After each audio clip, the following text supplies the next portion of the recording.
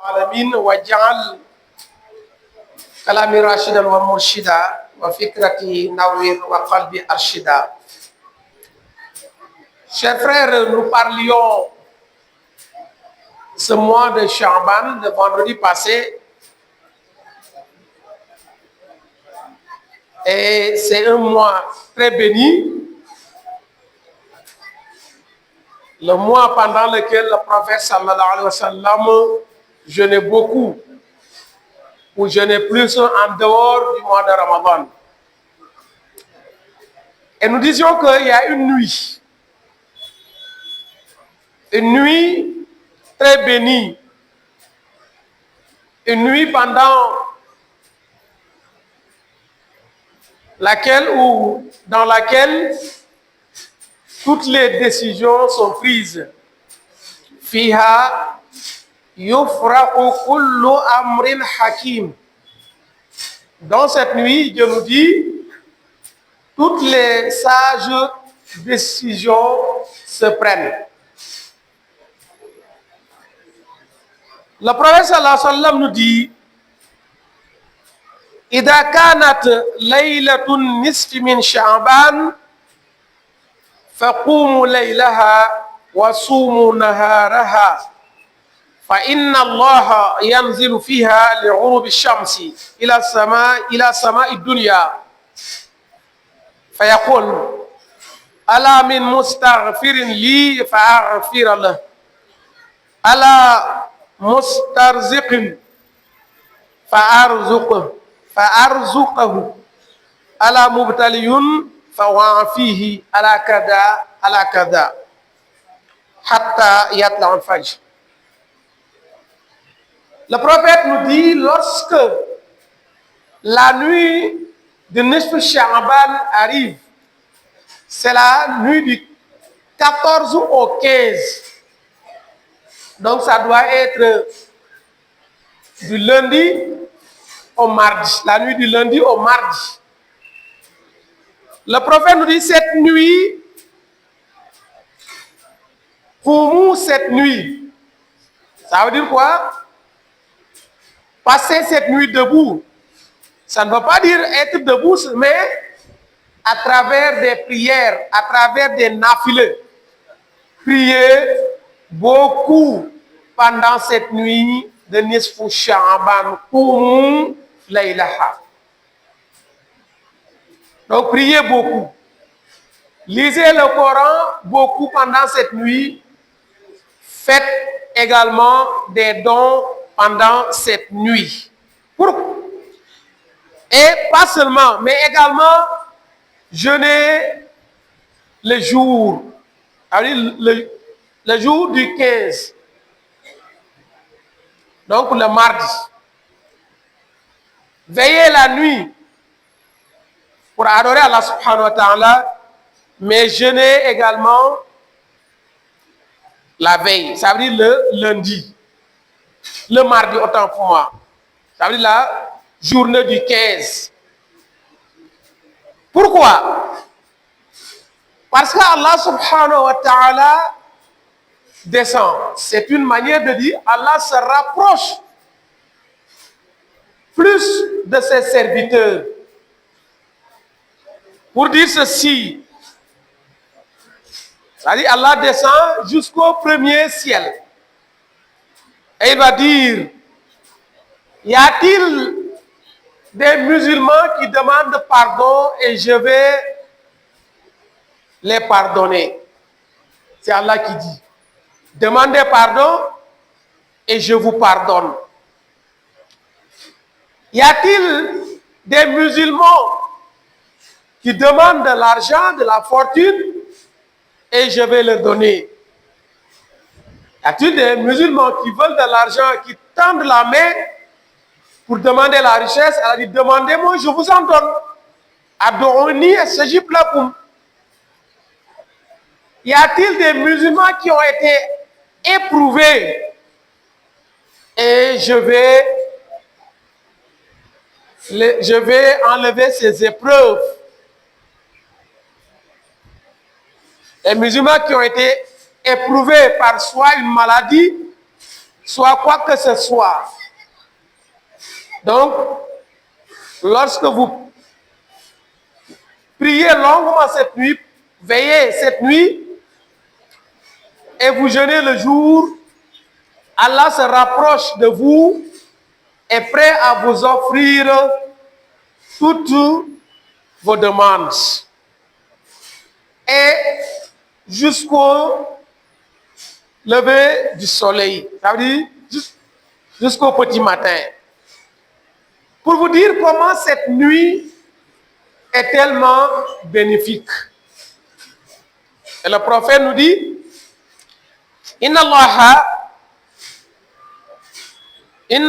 yatla'u fi laylatin nisf min Sha'ban fayaghfira li jami'i khalqihi illa li mushrik ou musahhad.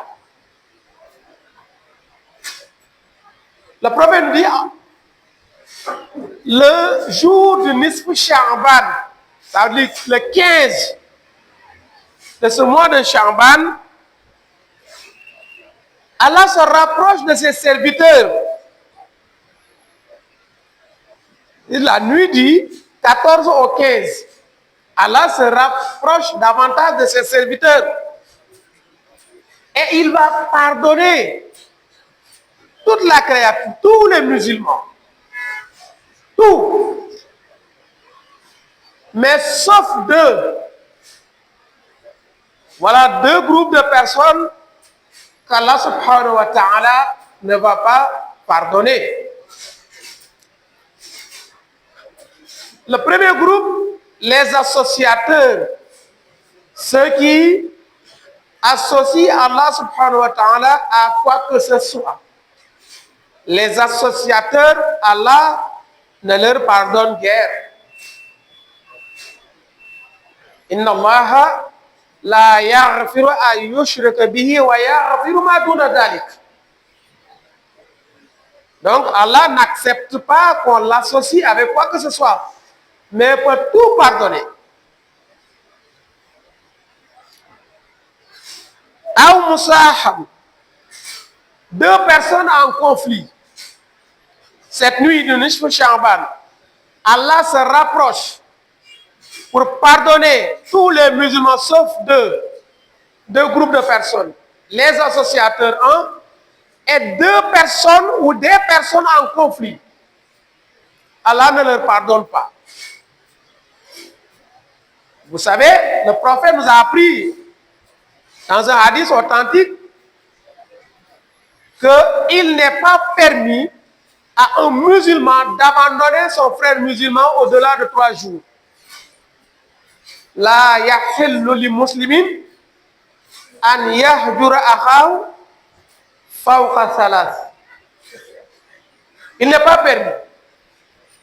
Donc, la nuit du Nisf Sha'ban, Allah ne pardonne pas également à tous les musulmans qui sont en conflit.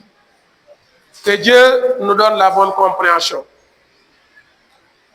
Le prophète dit, sallallahu alayhi wa sallam, Man ahya laylatal iidaini wa laylatal nisfi min Sha'ban lam yamut qalbuhu hina tamutul qulub. Le prophète dit, celui qui vivifie la nuit de Nisf Sha'ban, ça veut dire la nuit du lundi au mardi, la nuit du 14 au 15 du mois de Sha'ban. Également, la nuit de la veille des deux fêtes, Tabaski et Korité. Ceux qui vivifient cette nuit à travers des adorations, son cœur ne mourra jamais. Jamais. Le jour où beaucoup de cœurs mourront. Ça veut dire, il ne sera jamais un mécréant. Chers frères et sœurs, pendant cette journée de Nisf Sha'ban, un événement a eu lieu. Et c'est l'orientation de la Qibla, l'orientation de la prière. Avant, on se dirigeait vers Jérusalem. Vous savez que le prophète sallam est né à l'an 570 après Jésus-Christ. Retenez bien cette date. 570. Il a été envoyé 40 ans après, à l'âge de 40 ans, soit 610. 610. Et après, chers frères et sœurs, à 620, il a eu l'honneur d'être reçu par Allah subhanahu wa ta'ala. En 620, 621. Il a eu l'honneur d'être reçu par Allah à travers Al-Isra ou Al-Mi'raj, à travers le voyage nocturne. Subhanalladhi asra bi'abdihi layla min al-masjid al-harami ila al-masjid al-aqsa alladhi barakna hawlahu lunuriyahu min ayatina innahu huwa as-sami'u al-basir. Cet événement a eu lieu 620-621. Et c'est dans cet événement qu'il a reçu la prière. 50 prières jusqu'à 5 prières. Donc c'est l'avènement de la prière. Et on se dirigeait vers Jérusalem, Baytul Maqdis. Donc c'est là-bas on se dirigeait pour prier. Mais le prophète sallallahu alayhi wa sallam n'avait pas le cœur tranquille, malgré qu'il se dirigeait vers Jérusalem.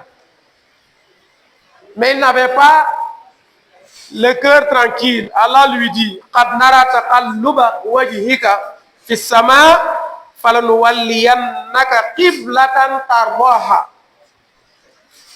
Nous voyons que tu as beaucoup de chagrin lorsque tu te diriges vers Baytul Maqdis pour effectuer ta prière.